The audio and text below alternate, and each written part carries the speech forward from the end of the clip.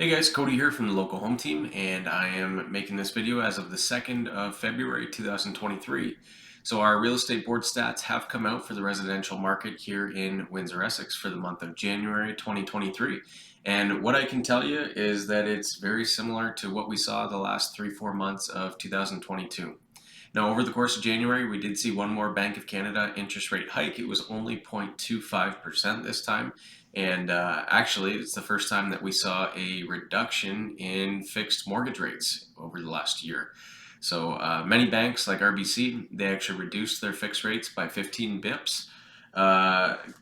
Coming along with the Bank of Canada interest rate announcement, and that's likely because they had probably already priced a larger than a 0.25% rate hike into their fixed rates that they were giving at that time, just in case the Bank of Canada decided to raise it more than 0.25. So that's great. Now, what's our market look like? Well, our average sale price for the month of January was $516,000. In December, it had dropped to about $475,000, but we had kind of been hovering plus and minus that below 500 number for the last 3, 4, 5 months of the year. So 516 is a great price. It's much higher than December's 475, and I expect that we're going to hover around that low 5 mark probably for the entirety of 2023, as it does not sound likely that we're going to see too many more interest rate moves over the course of the year.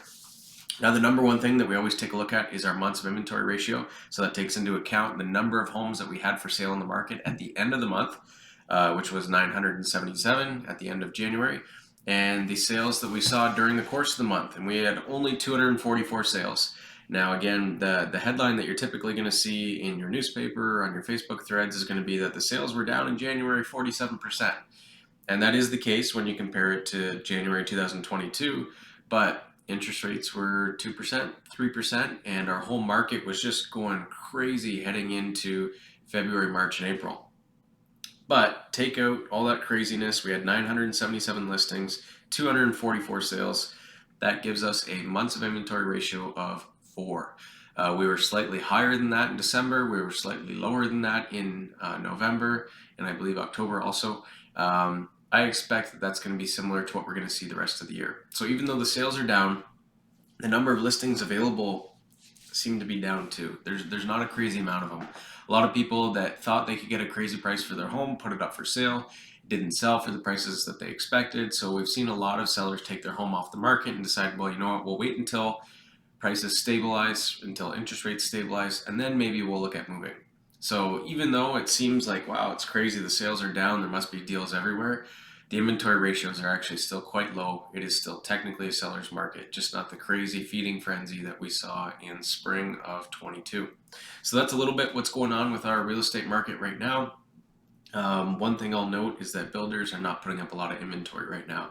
So I do expect there's going to be a bit of an inventory crunch come the spring, as a lot of builders typically work on product through the fall, winter, and into the beginning of the spring to have new product available spring and early summer. We're not going to see a ton of that this year. So we'll see what happens. But anyway, stay tuned, and we will look forward to bringing you the February stats at the beginning of next month. Thanks. Bye for now.